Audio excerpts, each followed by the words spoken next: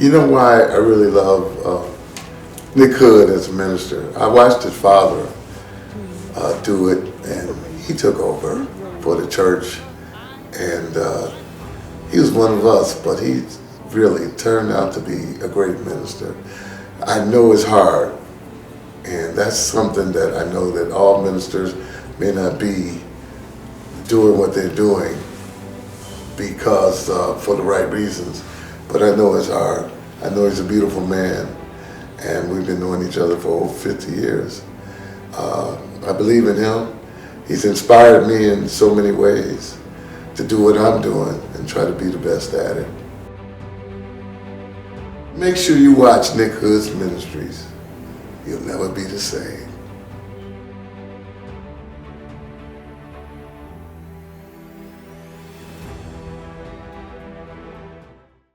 And the point that I'm making is that in everybody's life, at some point, there's a plan B. God is talking to us every step of the way. God is trying to show you something every step of the way. When things seem to be going wrong, that's God's way of opening another door. I am convinced that God has been directing me every step of my life. On the Word Network. This is a new ministry which is just starting.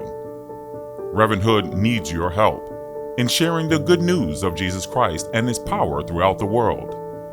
If you would be so kind as to send a donation to Nicholas Hood III Ministries of any amount, Reverend Hood will send you a free complimentary copy of his book of original personal prayers and beautiful photographs entitled The Test, The Strength, The Endurance, and The Way Out.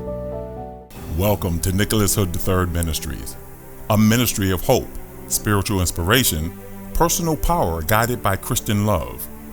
May the power of God's Holy Spirit fall upon you as you sit back and enjoy today's program. I introduce you now to Pastor Nicholas Hood III. Today I want to talk about anger. What does it mean to be angry? The Apostle Paul says in Ephesians chapter 4, verse 26, "Be angry, but do not sin." Think about the significance of that. Be angry, but do not sin. What Paul is saying is that it's human to be angry. He's saying you can be a Christian and still be angry. That anger in and of itself is not a sin. And then ask yourself, well, then what is sin? Sin is when we go against the will of God. We go against the will of God. You can have sinful thoughts that are against the will of God. You can have a sinful action that is against God. But just because you're angry does not necessarily mean that you're a sinner. So when Paul says, be angry, but do not sin, what he's saying is he's recognizing that there are times in life, there are people in life who will make you angry. Sometimes your anger will come from yourself. You'll be angry at yourself. But what Paul is saying is, whatever it is that causes you to be angry, he's saying, don't let that cause you to sin.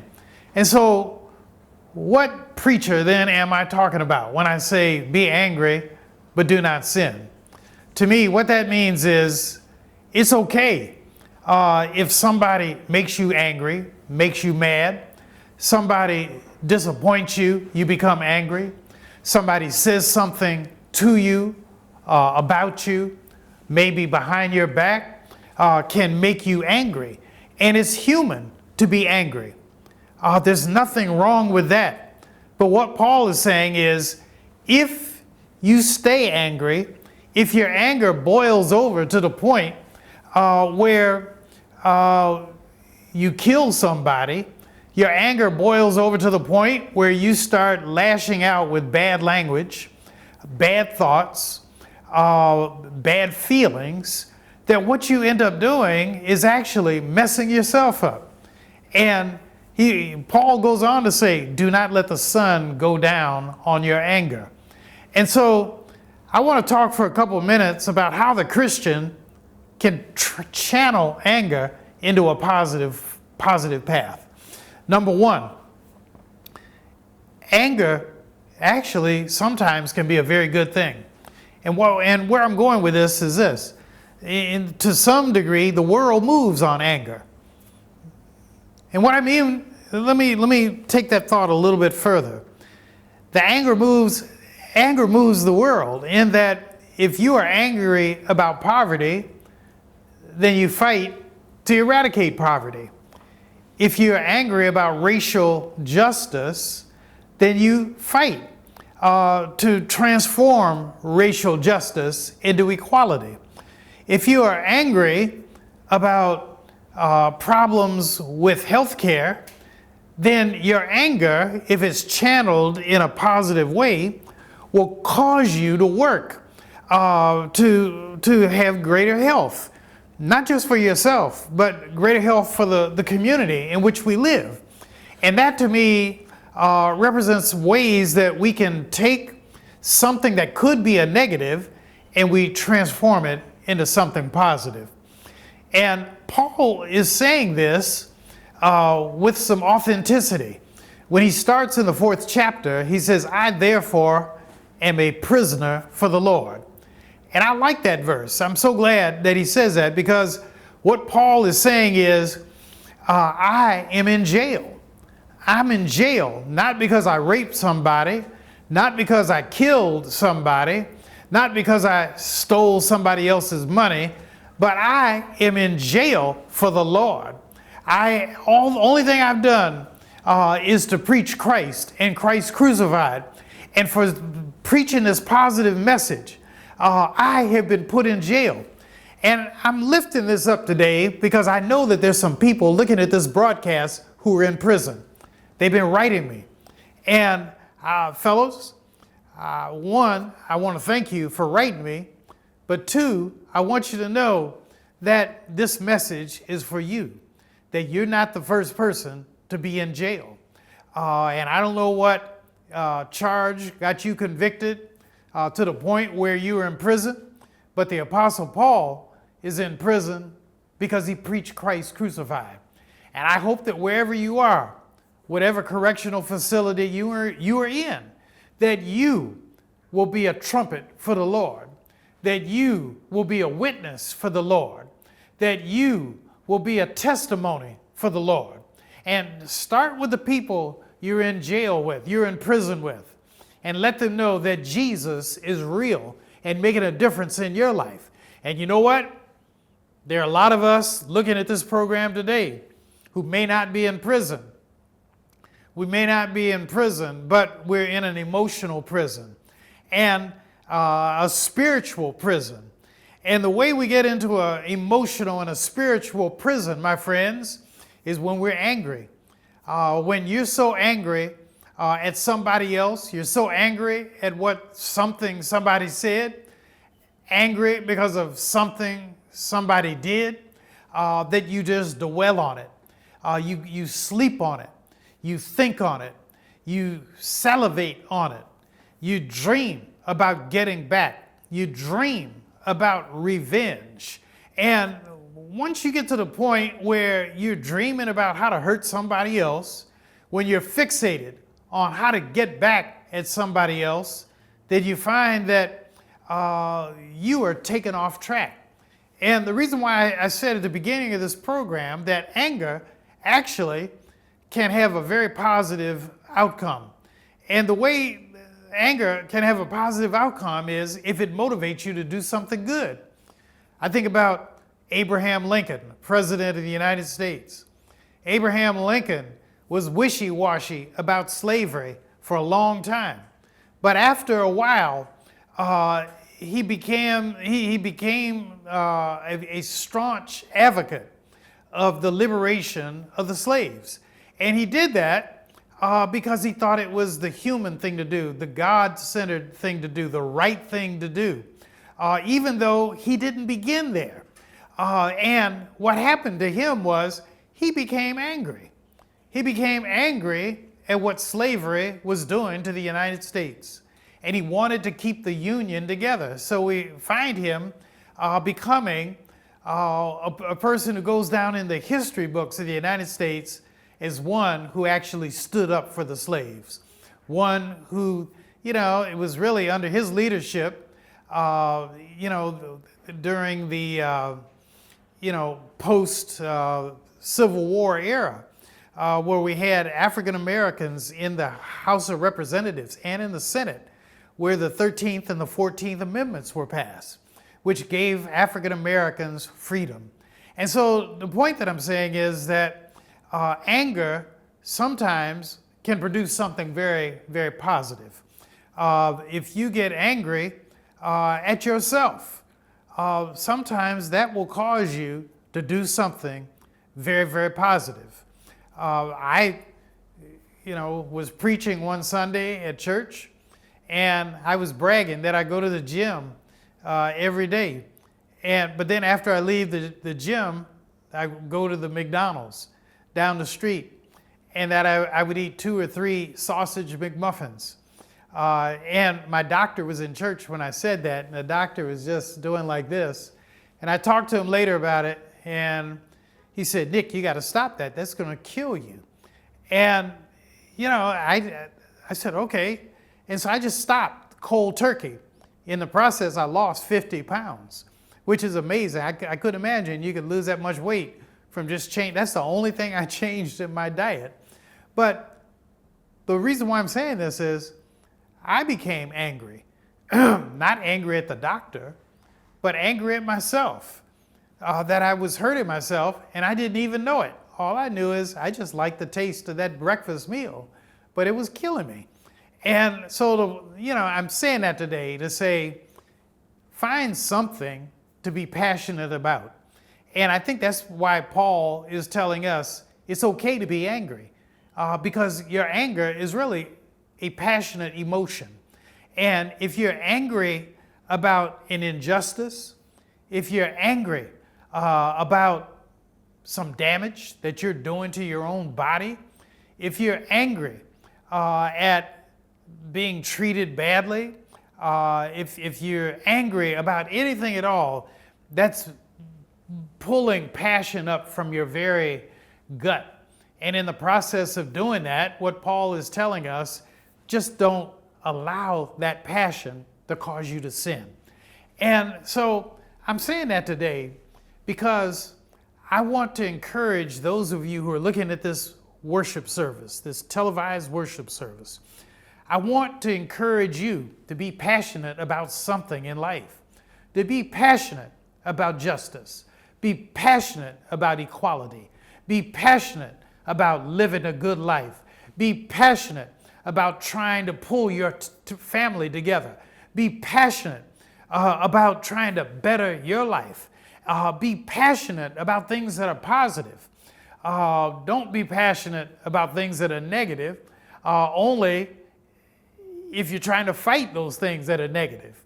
But be passionate about something. And if you're passionate for something good, then what you will find is that God will continue to bless you. God will continue to open doors for you. At whatever age you are, I wish I knew who is there on the other side of this camera, because I have to believe that somebody looking and listening to this program today is struggling with anger. Angry because maybe your son or your daughter has treated you badly. Angry maybe because somebody's trying to cheat you out of your inheritance. Angry because somebody did not do what they should have done, did not stand up for you, did not speak up for you. And Paul is saying it's okay. It's okay to be angry. Just don't let your anger cause you to sin. So I thank you so much for being with me today. Stick around for the second half of this program. And when I come back, I'm going to talk a little bit more about the passion of anger and how you can transform a negative into a positive. God bless. Thanks so much for being with me. Stick around, and I'll be right back. America used to be considered a godly country. It doesn't seem to be that way to me now. And I don't mean to be disrespectful or anything, but it's so many things they're okaying for the wrong reasons there's not godly reason. People need to really open up the Bible, the Bible, and look in it, and really get it into their heart. And this, the way Reverend Hood is doing this is a comfortable way. It's not forcing anything on people. It's a comfortable way and a loving way for it to continue to move in that direction. The way Reverend Hood presents it, you can understand it, and it makes you want to delve into the Bible even more so that you can see more, because it seems like the program goes off too fast. We need the bread of life. We really do. These days, we need it more than ever. And Reverend Hood's ministry on TV is giving us our bread.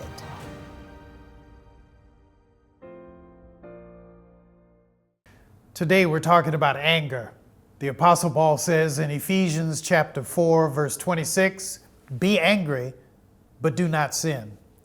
Be angry, but do not sin. And the point I was making on the first half of this show is that anger in and of itself is not necessarily a bad thing.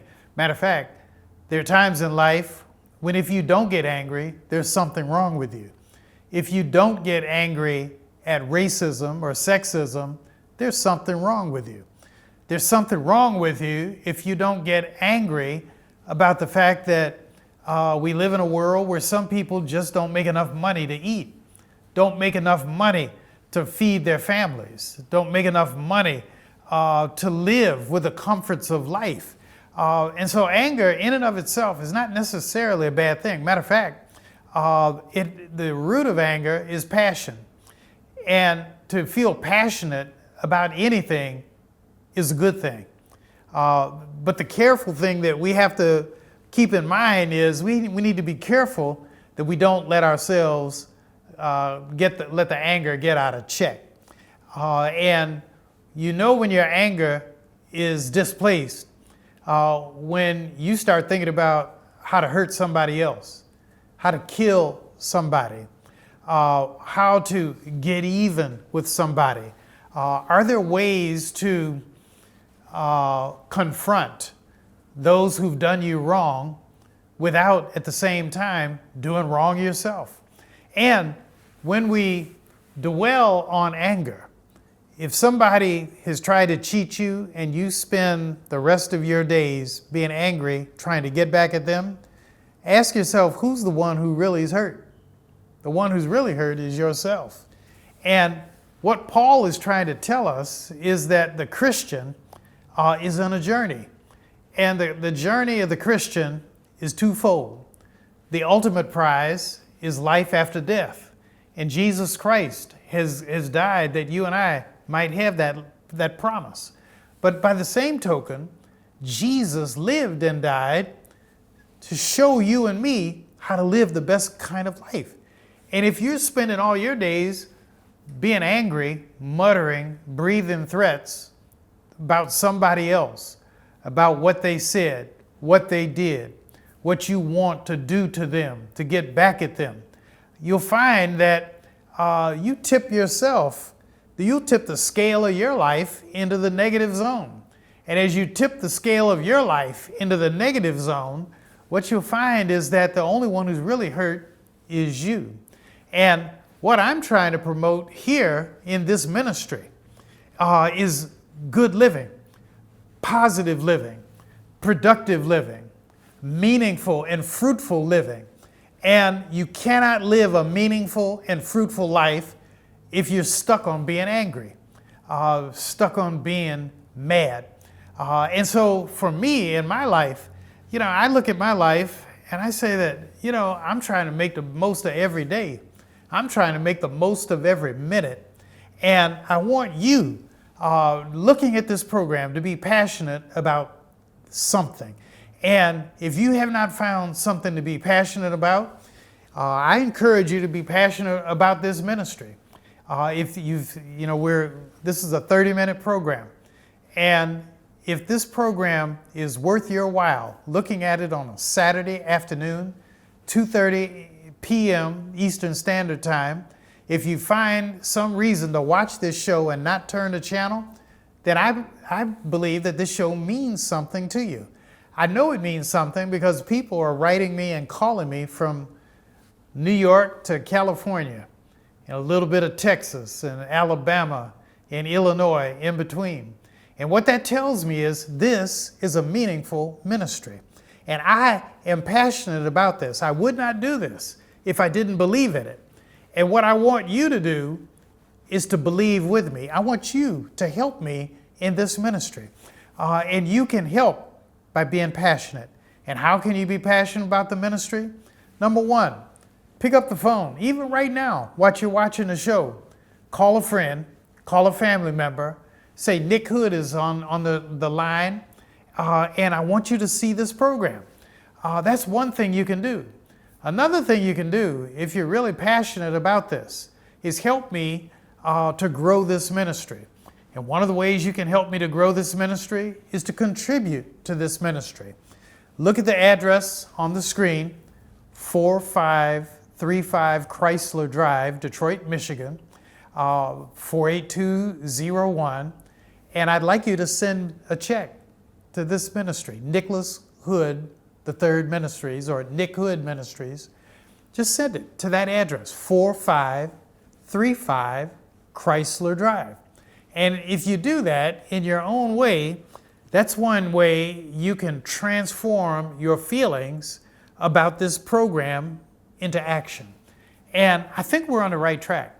I really do. I talked to one of my repeat supporters and his wife, the Wyatts, last week.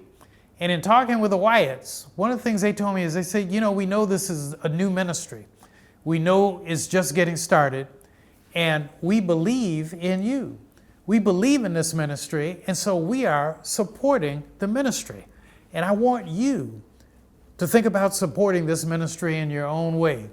I look at some televangelists, and they really get focused and stuck on the word seed. You know, plant a seed and you'll get a blessing. I believe you'll get a blessing just by watching this program. You'll be blessed. And I believe the reason why you're looking at this program is you're blessed right now. But what I really want you to do is I want you to help me to pass this word on, to share this good news with somebody else. And one of the ways you can do that is to make a contribution of any amount. It doesn't matter. It can be a small amount. It can be a large amount.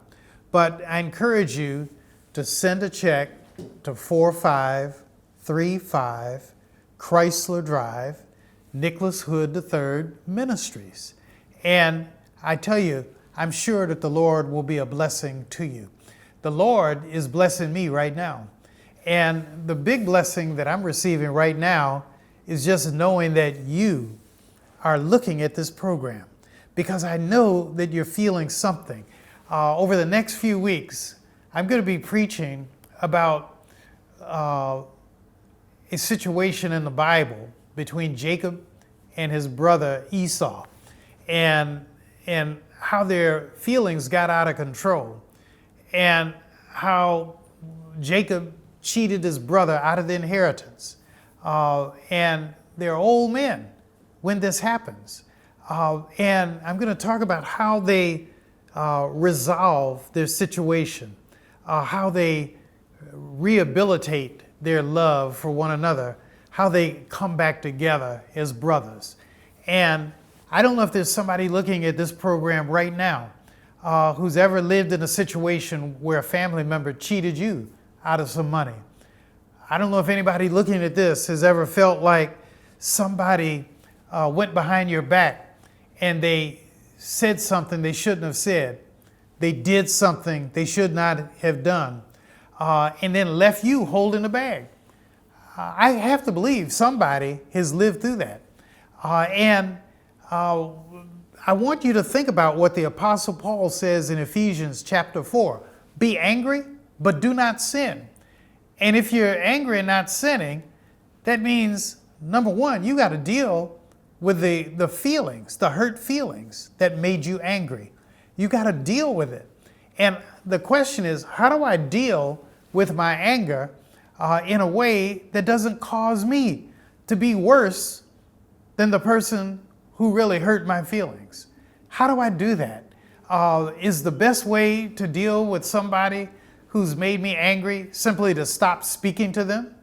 If I think of the energy it takes not to pick up the phone, think of the energy it takes not to talk to somebody. Think of the energy it takes to come back with an insult bigger than the insult they gave you. And that is just anger. And that's anger that's leading you to sin. And the Apostle Paul is telling us, you can be angry. Matter of fact, he doesn't say don't be angry. He says be angry, but do not be led to sin. And so that's the word that I'm leaving you with today. Again, I want to thank you so much for watching this program. And if it's been a blessing to you, I'd like you to support this ministry. Send a check to 4535 Chrysler Drive, made out to Nicholas Hood Ministries. And I believe that if you do that, the Lord will bless you.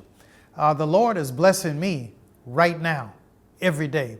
And I tell you, I smile at people. You know, sometimes people wonder, why am I smiling? Particularly when they've been mean to me, been evil to me. But I smile because I say, surely the Lord has a blessing for me right now. And you know, the Lord is blessing me so much. I'm on the air every Saturday, and all I can say is thank you, Jesus. I invite you now to join with me in prayer. God Almighty, I pray for every person watching this program. I pray for the inmates who are in prison. I pray for the people who are lonely. I pray for those who are watching this program who are sick, who are looking for a blessing, praying for a blessing, hoping for a blessing. And I pray right now in the name of Jesus that God will give you all that you seek and much, much more. God bless you. God keep you. And remember, I am praying for you. God bless. Thank you for watching today's program. We hope you've been blessed in a powerful way. Just knowing you took the time to watch today's broadcast is a great encouragement to Pastor Nick Hood. If this broadcast has been a blessing to you, we ask that you mail a tax-free donation to Nicholas Hood Ministries at 4535 Chrysler Drive, Detroit, Michigan, 48201.